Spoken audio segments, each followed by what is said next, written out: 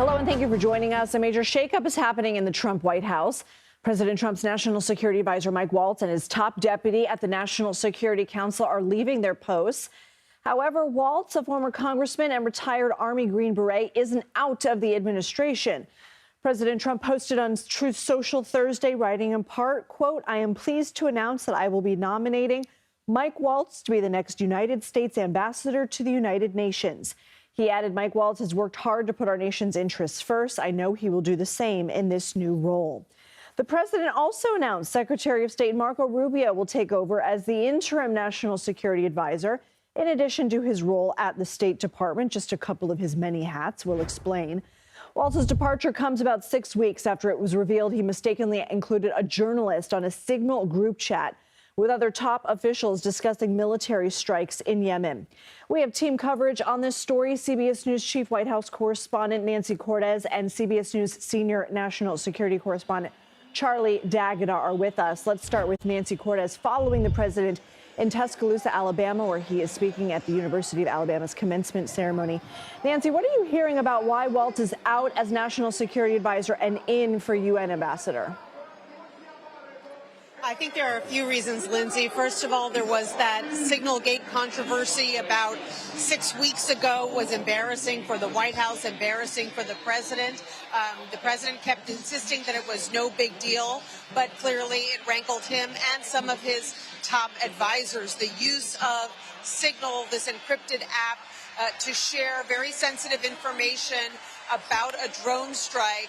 And the editor-in-chief of The Atlantic magazine was accidentally added to that chat. So that was strike number one. But a bigger problem for Mike Waltz may have been that he had a very powerful enemy, which was Laura Loomer, who is not a part of this administration. She is a conservative activist, a conspiracy theorist who has the ear of the president and had been making the case to him that there were certain individuals within the national security community in particular that she didn't feel were sufficiently loyal to President Trump. And one of those individuals was Mike Waltz, who in the past had said things that were critical of the president, but that was known to President Trump when he named him to be National Security Advisor. And today, when it was announced that Waltz would indeed be moving on, Laura Loomer posted on X, "Scalp." In other words, she believed that she had had a big part in bringing about his downfall as the National Security Advisor. We'll talk about Rubio taking over in the interim, but any names on who could replace him permanently? There are a lot of names that have been floated today, but for various reasons, it's unclear who exactly would be tapped at the end of the day for this role. For example, one of the names that have been floated is Steve Witkoff, the real estate investor who's a close friend of the president's, who's been jetting all over the world, working on various negotiations for this White House. We've been told he's not necessarily interested in a job like this, which is very different. This is someone who is at the White House day in and day out, collating the best advice from across the national security apparatus in this administration and providing that advice to President Trump so that he can make decisions. So a very different job. And in the meantime, it's going to be a job that is held by Marco Rubio, who already had a pretty big day job as Secretary of State. And he has some other day jobs, too. Can you elaborate on that for us? Sure. He is also the archivist. In other words, he is the head of the National Archives. That was a job that President Trump put on his plate early on. You'll recall that when much of USAID, the development agency, was dismantled, that too was placed under Rubio's profile. It's become part of the State Department. And part of the reason that Rubio's getting loaded up with these jobs is that President Trump feels comfortable with him. He trusts him. In fact, today in the Rose Garden, President Trump said, "When I have a problem, I just call Marco." So clearly, he is someone the president feels very comfortable with. And it is interesting that it's Witkoff who's been traveling around being involved in these negotiations. Rubio's been on some of those trips, but for the most part, he's been back here in Washington, D.C., so he's in close proximity to the president, and he'll have to be even closer proximity now that he is not only the Secretary of State, but the National Security Advisor, at least for some period of time. Nancy Cortez, thank you. CBS News senior national security correspondent Charlie D'Agata joins us now. So, Charlie, with Waltz out as national security advisor, does this hamper progress in any of the talks he was involved in, be it Ukraine or Middle East, or because Secretary Rubio is already Secretary of State, that'll help in the transition? Yeah, it's going to complicate things in the short term because we might regard some of these titles as sort of interchangeable, right? And there's obviously some overlap of these departments. But as Nancy pointed out, the role of National Security Advisor is to advise the president, working with the Secretary of the State, Secretary of Defense, intelligence communities, et cetera, and then provide the president with options. Now, Waltz obviously played a key role in negotiations in Ukraine. There's a lot going on. He was there at the Vatican when President Trump met with Zelensky. He's not a hugely popular figure in Ukraine because he's been critical of the president and the government. At the same time, he's been very bullish about cranking up sanctions against Russia if Putin didn't come to some sort of a compromise in negotiations.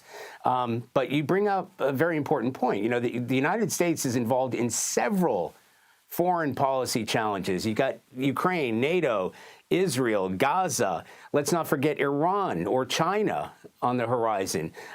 We know, as Nancy pointed out, Middle East envoy Stephen Witkoff has kind of taken a lead role in the Ukraine conflict. That was never part of his initial role. He was supposed to be down in the Middle East, but he's met with Putin. So his role might become more pivotal. But as Nancy said, reportedly not interested in the role of taking on National Security Advisor. And plus, of course, he's got work to do in the field. So there are questions about where this leaves Secretary of Defense Pete Hegseth, who many see as the real culprit of Signalgate, because although Waltz had opened up that channel, it was Hegseth who shared sensitive, if not classified, information. But this is seen as a sort of stay of execution because you don't want to dismiss two key figures at this critical moment.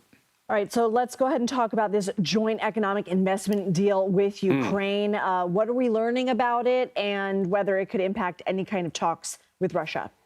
Yeah, it's probably adjacent to talks because it's critical to point out this is not a peace deal. It's not even part of a peace deal. There are no security guarantees in that deal. And President Zelensky had been pushing for that. But it does show American commitment. The Treasury Secretary said it shows the U.S. is committed to facilitating the end of this cruel and senseless war. Now, officials that we spoke to at the Pentagon, they don't foresee it taking an impact or making an impact on weapons delivery to Ukraine in the future. Supporting Ukraine with military aid might be seen as offsetting any kind of brokered deal over those natural resources. But having said that, look, it pulls the United States closer to Ukraine. It's a message to Russia of that closer alliance and certainly keeps Russia from eyeing up those natural resources, even if some of those resources are currently under Russian-occupied territory. So it's definitely a step forward. It might make Kyiv more amenable to peace talks, but none of this was contingent on any kind of peace negotiations. So with no security guarantees, why is it that Ukraine ultimately decided to sign this? I mean, we obviously don't know exactly what was said in that meeting between Trump and Zelensky in St. Peter's, but what changed for them?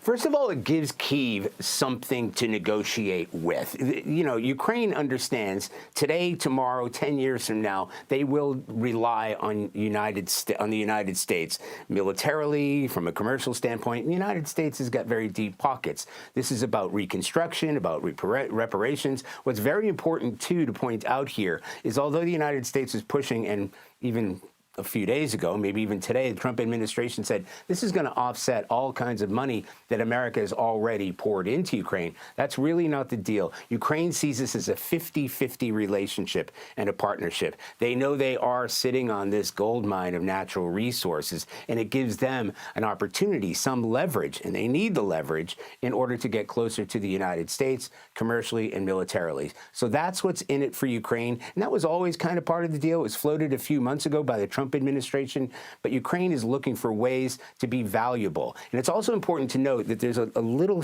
paragraph inside the agreement that this doesn't necessarily stop Ukraine from getting closer to joining the EU, so getting closer to an EU partnership. So siding with America doesn't necessarily mean they're pulling further away from Europe.